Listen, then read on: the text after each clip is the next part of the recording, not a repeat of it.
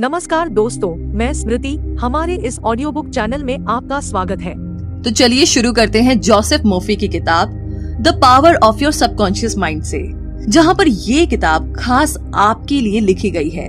जी हाँ, और आपको ये जानकारी देने के लिए कि आपके सबकॉन्शियस दिमाग में इतनी ताकत है जितना आप सोच भी नहीं सकते, और इसकी जादुई ताकत यानी कि मैजिकल पावर से आपको वाकिफ करवाना, आपको बतलाना ही इस किताब का असली मकसद है, ताकि आप इसका भरपूर फायदा उठा सके।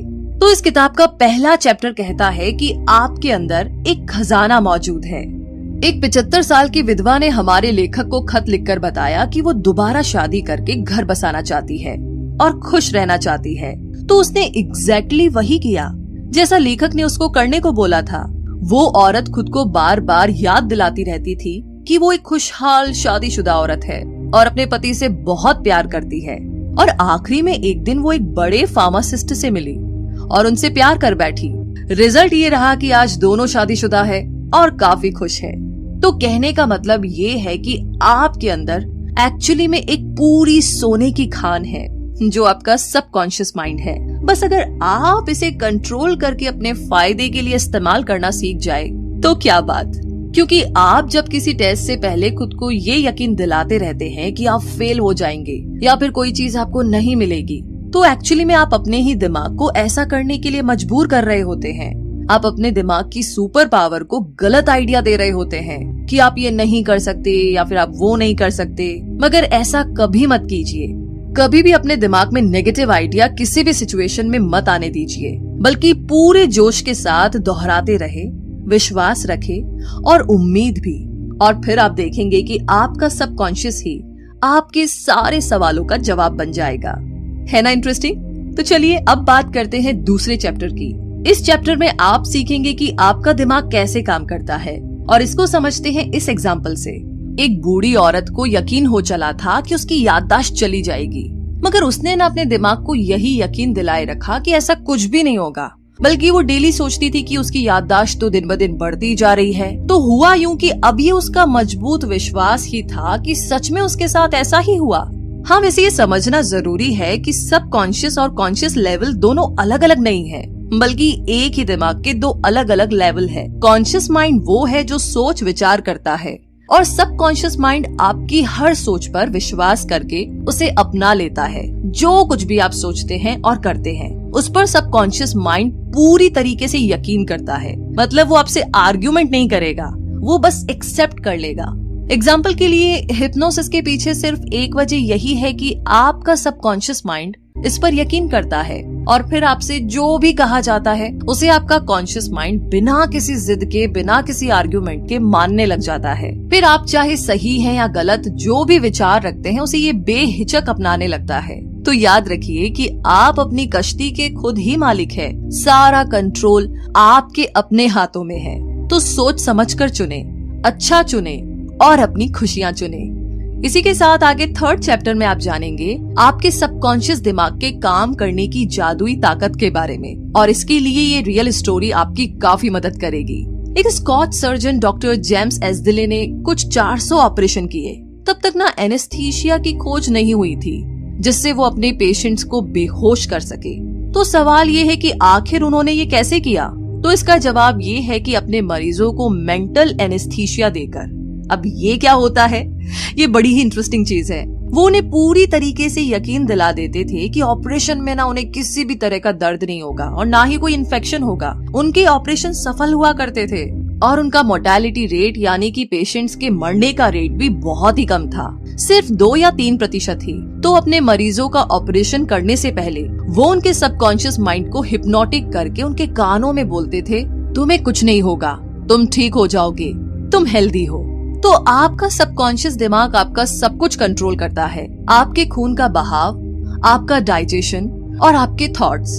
एक बार अगर आप इसकी ताकत को समझ ले तो इसे अपने फायदे के लिए आप इस्तेमाल कर सकते हैं। जब आप नेगेटिव सोचते हैं तो आपकी डिस्ट्रक्टिव इमोशन होती है जिसे अपने दिमाग से निकालना बहुत जरूरी होता है, वरना आपकी बॉडी में अल्सर, हार्ट प्रॉब्लम, एंजाइटी या मेंटल इलनेस जैसी प्रॉब्लम्स होना शुरू हो जाएगी।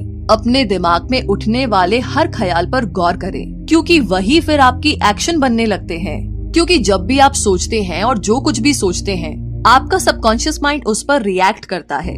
तो जब भी आप सोए उससे पहले मन में एक इरादा करें, एक टारगेट चुने और खुद से ही कहे कि आप उसे पूरा करना चाहते हैं।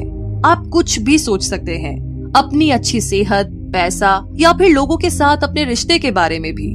पॉजिटिव विचारों को आने दीजिए और अपने दिमाग को प्रोग्राम करते रहिए और फिर इसके मिरेकल्स क्या होंगे, क्या चमत्कार होंगे, ये आप सोच भी नहीं सकते। तो चलिए इसी के साथ आगे चौथे और पांचवें चैप्टर की बात करते हैं, जहाँ पर आप मेंटल हीलिंग के पुराने और नए तरीके के बारे में जानेंगे। तो बात ऐसी है कि 1910 का एक मशहूर किस्सा है। एक आदमी को टंग पैरालिसिस हुआ, यानी कि उसकी जीभ को लकवा मार गया। तो उन दिनों ना इसका कोई भी इलाज नहीं था। वो डॉक्टर के पास गया तो उसने उसकी जबान में एक थर्मामीटर रखकर कहा कि ये बिल्कुल नया इंस्ट्रूमेंट है, एकदम खतरनाक मशीन है, मतलब जिससे ना उसकी जीभ ठीक हो जाएगी। और सच में कुछ ही मिनटों के बाद उसकी जीभ ठीक हो गई थी और वो उसे हिला डुला पा रहा था। तो बहुत से एक्सपेरिमेंट में हिप्नोसिस किए गए लोगों को आसानी से ये यकीन करा दिया जाता है कि उन्हें कोई खास बीमारी है और फिर वे लोग सच में उसी बीमारी के सिम्टम्स दिखाने लगते हैं, क्योंकि उनका सबकॉन्शियस दिमाग कही हुई बातों पर यकीन कर लेता है। इसमें ना इतनी ताकत होती है कि वे उसी तरीके से एक्ट भी करने लगता है, जो बहुत ही अजीब है मतलब सुनने में। बट आप कभी सोचेंगे ना, एक्चुअली आपके साथ भी यही हो रहा होता है। ये अपोजिट भी काम करता है। जब किसी मरीज के सबकॉन्शियस दिमाग को यकीन दिलाया जाता है कि वो ठीक हो रहा है, तब ऐसा लगता है कि वो कभी बीमारी का शिकार ही नहीं था। तो आपके शरीर पर कोई असर तब तक नहीं होगा जब तक आपका सबकॉन्शियस माइंड ऐसा करने को ना बोले। हमेशा अपने सबकॉन्शियस दिमाग की ताकत को याद रखिए। न जाने आपके जीवन में इसकी बदौलत कब क्या चमत्कार हो जाए, इसीलिए ना कोई भी मौका मिस ना करे। तो आज हम सब अपने सबकॉन्शियस माइंड की पावर से वाकिफ हैं, इसके बारे में जानते हैं, मगर हम में से बहुत से लोग इसका सही इस्तेमाल करना नहीं जानते हैं। उन्हें ये पता नहीं होता है कि इसकी ताकत से कैसे अपनी जिंदगी को बदला जा सकता है। वैसे ऐसा करने के लिए ना सबसे पहले तो ये जानिए कि आपको क्या चीज हील कर सकती है, ठीक कर सकती है, और फिर उसे अपने सबकॉन्शियस माइंड को गाइड करने में इस्तेमाल करें। दिमाग में कोई एक प्लान बनाइए, उसे काम करता हुआ आप देखिए, फिर बुरे या नेगेटिव ख्याल ना आने दे, क्योंकि ऐसा करना बेवकूफी होगी। और आखिरी बात ये कि प्रेयर करें और अपनी दुआओं पर यकीन रखें। इसी के साथ आगे चैप्टर नंबर 6, जहां पर आप जानेंगे मेंटल हीलिंग की प्रैक्टिकल टेक्निक के बारे में।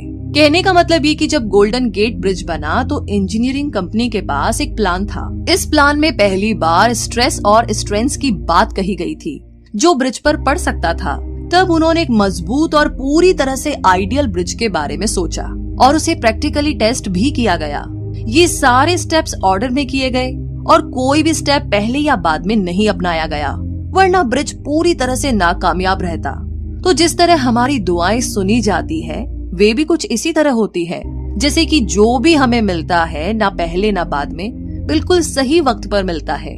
तो इनमें से ना जो सबसे पहली टेक्निक है वो है पास ओवर टेक्निक, यानी कि सिंपल तरीके से अपने थॉट्स और इच्छाओं को अपने सबकॉन्शियस माइंड में रखते जाइए, ताकि आप किसी भी तरह की सिकनेस दूर कर पाए। जैसे कि कोई छोटी सी लड़की जिसका गला खराब है और बुरी तरह खांस रही है, वो अगर खुद से मजबूत इरादे से ये कहे कि मेरी बीमारी जा रही है, ये दूर हो रही है, तो घंटे भर के बाद में ही सच में वो ठीक महसूस करने लगेगी, बिना किसी मेडिसिन के। और दूसरी सिंपल टेक्निक है विजुअलाइजेशन टेक्निक। आप विजुअलाइज करके अपने दिमाग में इमेज बना करके, इमेज क्रिएट करके ऐसा कर सकते हैं। जो आप चाहते हैं उसे हरदम ख्यालों में रखिए। आप अपने फोन या लैपटॉप पर उसका वॉलपेपर लगा करके भी ऐसा कर सकते हैं, या फिर एक ड्रीम बोर्ड भी आप बना सकते हैं, या अपने सपने की फोटो कार्डबोर्ड में लगा कर रखें और रोज उसे देखें। और अब आखिर में आती है स्लीपिंग टेक्निक, जिसमें जब आप सो रहे होते हैं तो आपकी बॉडी का एफर्ट और स्ट्रेस कम होता है। उस वक्त आपका सबकॉन्शियस एक्टिव हो जाता है और आपके विचार और भी बेहतर ढंग से अब्सॉर्ब कर लेता है, जिससे आपके दिमाग और शरीर को अपनी चाही गई चीज हासिल करने में मदद मिलती है। इसीलिए ऑटो सजेशन और विजुअलाइज के लिए सोने से बिल्कुल पहले का टाइम सबसे बढ़िया रहता है। तो अब आगे बात करते हैं 7वें चैप्टर की, जो कहता है कि सबकॉन्शियस दिमाग की आदत लाइफ वर्ड है। कहने का मतलब ये है कि लेखक रॉबर्ट लुइस स्टीवनसन हर रात सोने से पहले कुछ करते थे। वो सोने से पहले अपने सबकॉन्शियस माइंड को उन सारी कहानियों से भर देते थे जो कि उन्हें लिखनी होती थी। और इस तरीके से वो कहते हैं कि उनके सबकॉन्शियस माइंड की डीप पावर उन्हें एक बढ़िया कहानी पूरी तरीके से तैयार करके देती है, जिसे बाद में वो लिख लेते थे। तो उनकी इस बात से पता चलता है कि हमारी सबकॉन्शियस ताकत कितनी ज्यादा जबरदस्त होती है। ज्यादातर बच्चे हेल्दी और स्ट्रॉन्ग पैदा होते हैं, ये बहुत ही कॉमन सी बात है। मगर बीमार पड़ना और कमजोर होना नॉर्मल नहीं है, क्योंकि ये लाइफ स्ट्रीम के खिलाफ है। सेल्फ प्रिजर्वेशन हम इंसानों की सबसे स्ट्रॉन्ग इंस्टिक्ट होती है। मतलब ये कि फ्रेडरिक एलियंस एंड्रयूज एक ऐसा लड़का था जिसे पोटस की बीमारी थी, जिसे स्पाइन का ट्यूबरक्लोसिस भी कहा जाता है।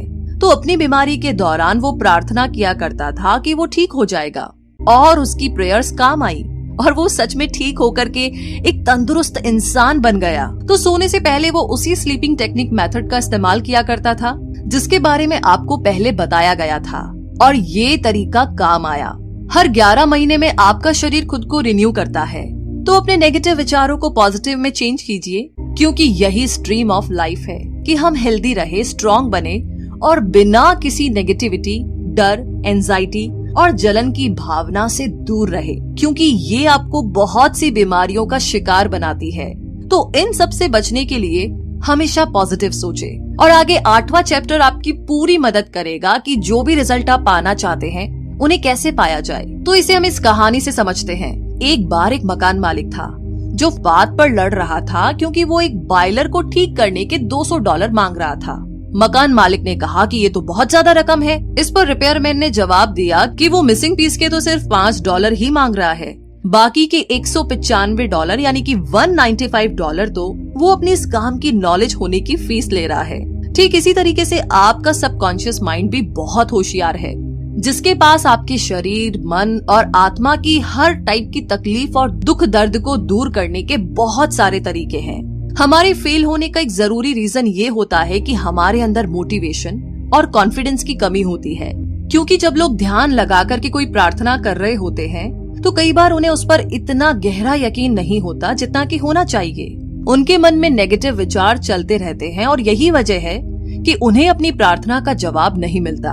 इसीलिए अपने कॉन्शियस और सबकॉन्शियस के बीच में कॉन्फ्लिक्ट को दूर करने के लिए सोने से पहले स्लीपिंग टेक्निक का इस्तेमाल करें और अपने सपनों को पूरा होता देखें बार बार। और अब आगे बात करते हैं चैप्टर नंबर 9 और 10 की, जहाँ पर आप जानेंगे कि अपने सबकॉन्शियस की पावर को पैसे और अपने अमीर होने के लिए कैसे इस्तेमाल करें। तो यहाँ पर लेखक का एक दोस्त सालाना $75,000 कमाता है, यानी लगभग 55 लाख रुपए।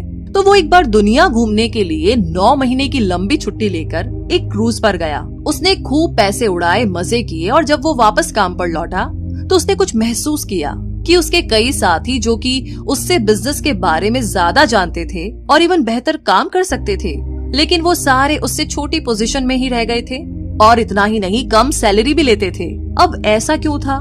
क्योंकि उन सबको ना तो अपने सबकॉन्शियस की पावर के बारे में कोई नॉलेज थी और ना ही कोई इंटरेस्ट, और इसीलिए उनके कोई बड़े सपने भी नहीं थे। तो ऐसे लोग एक तरह से क्रिएटिविटी से भी कोसों दूर रहते हैं। सच तो ये है कि कोई भी रातों रात अमीर नहीं बनता, सिर्फ सोचने भर से। इसके लिए आपको सबकॉन्शियस माइंड में कुछ नए आइडियाज सोचने होंगे, इसे मोटिवेट करना पड़ेगा, तभी तो ये आपको अमीर बनने में आपकी मदद कर पाएगा।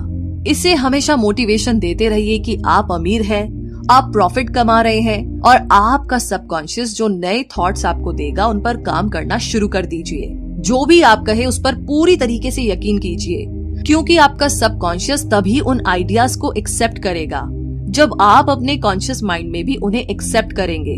अगर आपको ज्यादा पैसा कमाने की चाहत नहीं है तो फेल होने की राह में यही पहला कदम होगा। सबसे पहले तो ये विचार दिलो दिमाग से निकाल दीजिए कि पैसा सब बुराइयों की जड़ है, क्योंकि जब आप इसे बुराई मानकर नफरत ही करेंगे तो भला इसे कैसे अपनी तरफ अट्रैक्ट कर सकते हैं। पैसे से नफरत करेंगे तो आपके हाथ में कुछ नहीं लगने वाला। इसके बदले पैसे को अपना सबसे बड़ा दोस्त समझकर इसे प्यार करें, अपने अमीर होने पर यकीन रखें। जो लोग पैसे की बुराई करते हैं अक्सर वही किसी न किसी फाइनेंशियल परेशानी से गुजर रहे होते हैं। जो ऐसा सोचता है कि उसके दोस्त जब उससे ज्यादा कमाते हैं और आगे निकल चुके होते हैं तो ऐसे लोग जल भुन करके खाक हो जाते हैं। उनका दिमाग ना नेगेटिव विचारों से भर जाता है। जिस चीज के लिए वो प्रे कर रहे होते हैं अब उसी को कोस रहे होते हैं। तो पैसे की ताकत बड़ी है, मगर इसे भगवान ना बनाए। पैसा तो बस सफल होने की एक निशानी है, लेकिन असली खजाना तो आपके दिमाग में छुपा है, जो आपके विचार है, आपके थॉट्स है, और इसीलिए पैसे की कभी भी बुराई ना करें। आगे चैप्टर नंबर 11 और 12 में आप जानेंगे कि आपका सबकॉन्शियस माइंड आपकी सफलता का साथी है। और अब जानिए कि साइंटिस्ट किस तरीके से इसका इस्तेमाल करते हैं। तो सफल होने के लिए 3 खास स्टेप्स है। पहला स्टेप, अपने पसंद की चीजें कीजिए जिनसे आपको खुशी मिलती है। अगर आपको पता नहीं है वो क्या है तो उसे जानने के लिए पूरे दिल से प्रार्थना कीजिए। दूसरा स्टेप, किसी एक खास चीज में महारत हासिल करें। जो आपको पसंद हो उसके बारे में ज्यादा से ज्यादा जानकारी रखें। जैसे कि मान लीजिए आपको डेंटिस्ट का काम पसंद है तो इसकी किसी खास ब्रांच में स्पेशलिस्ट बन जाइए, जैसे कि एंडोडोंटिक्स या फिर ओरल सर्जरी या किसी और चीज में। तीसरा स्टेप है कि जो भी आपको पसंद हो वो सिर्फ आप तक ना सीमित रहे। सिर्फ आप ही नहीं बल्कि बाकी लोगों के लिए भी ये काम आए। अपनी पसंद से दूसरों का भी भला करे तो बेहतर होगा। इन सब स्टेप्स को अपनाते समय अपने सबकॉन्शियस की पावर को कभी ना भूले। बहुत से साइंटिस्ट इस बात को जानते और मानते थे। एडिसन, मार्कोनी, आइंस्टाइन और भी बहुत सारे साइंटिस्ट अपने सबकॉन्शियस की आवाज को सुनते थे और इसका उन्हें बहुत फायदा भी हुआ। बहुत ही कामयाब इलेक्ट्रिकल साइंटिस्ट टेस्ला को जब भी कोई आइडिया आता था तो वो अपने ख्यालों में ही उसका इन्वेंशन कर लेते थे और वो जानते थे कि अपने सबकॉन्शियस का इस्तेमाल करके वो जो भी चाहे वो बना सकते हैं। उनका दिमाग उस पॉइंट पर पहुंच चुका था कि किसी भी डिजाइन के इन्वेंशन होने से पहले ही उनके दिमाग को उस डिजाइन का डिफेक्ट भी नजर आ जाता था। इसीलिए इन्वेंट करने से पहले ही वो डिजाइन इस तरीके से बनाते थे कि उसमें कोई डिफेक्ट ही ना रहे, जिससे उनका पैसा और वक्त बर्बाद होने से बच जाता था। और अब आगे बात करते हैं चैप्टर नंबर 13वें, 14वें और 15वें के बारे में, जहाँ पर आप जानेंगे आपके सबकॉन्शियस और नींद, मैरिटल प्रॉब्लम्स और खुशियों के बारे में। मतलब ये कि एक ऐसी टेक्निक है जिसे मैं पर्सनली तब फॉलो करती हूँ जब अगले दिन मुझे कोई काम होता है और मुझे ना मन में डर रहता है कि मैं टाइम पर उठ नहीं पाऊंगी। तो मैं दिमाग में सोचती रहती हूँ और खुद को यकीन दिलाती हूँ मैं सुबह टाइम पर उठ जाऊंगी और वो जो काम है उसे पूरा भी कर लूंगी और सब कुछ एकदम ठीक ठाक हो जाएगा। तो इस तरीके से मैं सोचती रहती हूँ जब तक मेरे सबकॉन्शियस माइंड में ये बात पूरी तरह से बैठ नहीं जाती। और फिर दूसरे दिन मैं एकदम टाइम पर उठ जाती हूँ, बल्कि मैं कहूंगी कि मैं 10 या 15 मिनट पहले ही उठ जाती हूँ। और ये टेक्निक ना आज तक फेल नहीं हुई है, एक बार भी नहीं। ये बहुत ही सिंपल टेक्निक है और पता है कमाल की बात क्या है, इसके लिए ना आपको अलार्म क्लॉक भी नहीं चाहिए। हालांकि मैं फिर भी अलार्म सेट करके रखती हूँ सेफ इन साइड, लेकिन मेरा सबकॉन्शियस माइंड मुझे इस बात में कभी भी धोखा नहीं देता। हमेशा अलार्म बजने से पहले उठ जाती हूँ, जिससे पता चलता है कि सबकॉन्शियस माइंड में कितनी ज्यादा पावर है। गाइडेंस का मतलब हमेशा किसी चीज से या पैसे की मदद से नहीं होता। आप जागे हुए हो तभी आपको गाइडेंस मिल सकती है। कई बार आपके सपने भी आपको गाइडेंस देते हैं। अपने सबकॉन्शियस की पावर को कभी भी अनदेखा ना करें। इससे ना सिर्फ आपकी हेल्थ पर बुरा असर पड़ सकता है बल्कि आपकी शादीशुदा जिंदगी पर भी। किसी के साथ जिंदगी भर का सफर निभाने के लिए आपका रिश्ता स्पिरिचुअल होना भी जरूरी है। जब आप किसी से प्यार किए बगैर सिर्फ पैसा, पोजीशन या फिर अपने ईगो के लिए शादी करते हैं तो ऐसा रिश्ता ना कभी भी सच्चा नहीं होता। ऐसे रिश्ते लंबे टाइम तक नहीं टिक पाते, क्योंकि शादी का बंधन किसी भी चीज से ज्यादा स्पिरिचुअल होना चाहिए, जहां दोनों पार्टनर के दिल एक साथ धड़कते हो, जहां वो एक होकर जिंदगी के सफर में कदम रख सके। वैसे आजकल लोगों का मानना है कि शादी हर प्रॉब्लम का जवाब है, लेकिन एक्चुअली में ऐसा नहीं है। किसी को अपनाने से पहले आपको इसके लिए पूरी तरह तैयार होना पड़ेगा। अगर आप ही खुश नहीं है तो अपने पार्टनर को आप कैसे खुश रख पाएंगे? अपने पार्टनर से ये उम्मीद मत कीजिए कि वो आपको हर खुशी देगा। खुद को खुश रखना आपकी अपनी जिम्मेदारी है, ना कि किसी और की। अपने सबकॉन्शियस को यकीन दिलाइए कि आप अधूरे नहीं हैं, अपने आप में पूरे हैं, परफेक्ट है। तभी तो आप किसी और से प्यार कर पाएंगे और शादी की जिम्मेदारी उठा पाएंगे। अपनी शादीशुदा जिंदगी में गलतियों को दोहराना एक बहुत ही बड़ी निशानी है कि आपके मन में नेगेटिव विचार भरे हुए हैं। आपका सबकॉन्शियस माइंड भी इन्हीं नेगेटिव विचारों को अपना रहा है। अगर गलती हो गई है तो उसे स्वीकार करके आगे बढ़ जाए, उसे ना पकड़ कर मत बैठिए। मतलब कई लोग तो महीनों सालों तक एकदम दिल पर बोझा लिए बैठे रहते हैं, इसने मुझे ऐसा कहा वैसा कहा। अपने साथी और अपनी शादी में यकीन रखिए ताकि आपका सबकॉन्शियस भी यही माने। हमेशा एक बात याद रखिए कि शादीशुदा जिंदगी में परेशानियां आना बहुत ही कॉमन बात है और इसके लिए एक्सपर्ट की सलाह लेने में कोई बुराई नहीं है। अपने रिश्तेदारों के पास जाने से पहले उस इंसान के पास जाइए जो इसका एक्सपर्ट है। जब आपको दांत में दर्द होता है तो क्या आप इंजीनियर के पास जाते हैं क्या? नहीं, बताइए जाते हैं क्या? नहीं ना। तो आपकी शादी भी आपके दांत के दर्द से कम जरूरी मसला नहीं है। जब भी कोई परेशानी आए तो अपने रिश्ते को बचाने के लिए एक्सपर्ट की राय लीजिए।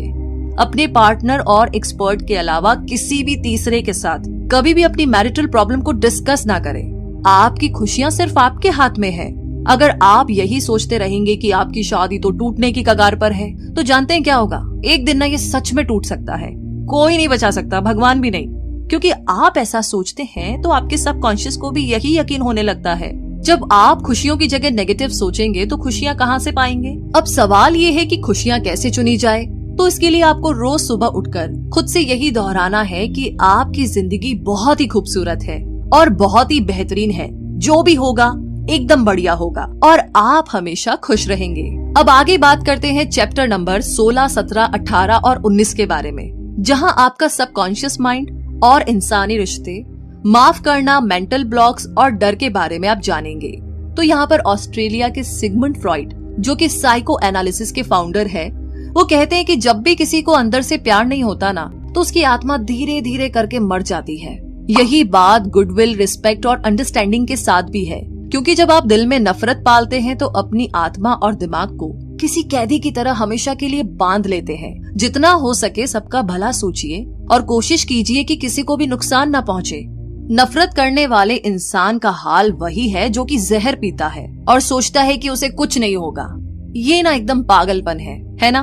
तो आप क्यों दूसरों को धोखा देते हैं, हर्ट करते हैं, उन्हें दुख देते हैं, जब आपको पता है कि ऐसा करने से आपके दिमाग में भी जहर भर जाएगा, आपका खुद का नुकसान होगा। लोगों को रिस्पेक्ट दीजिए और उनसे हमेशा अच्छे से पेश आइए।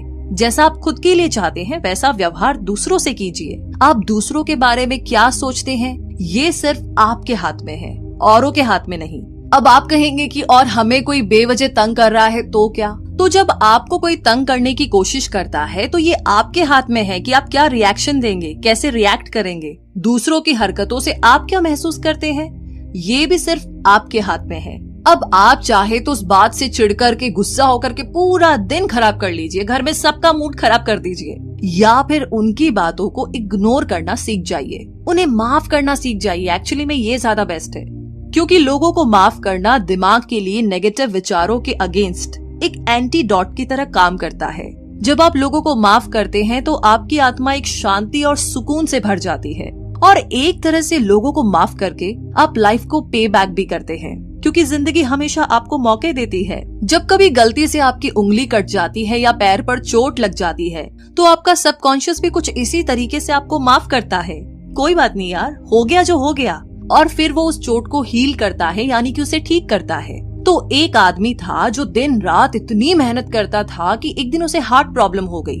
उस आदमी ने अपने बच्चों के साथ कभी मुश्किल से ही टाइम बिताया था।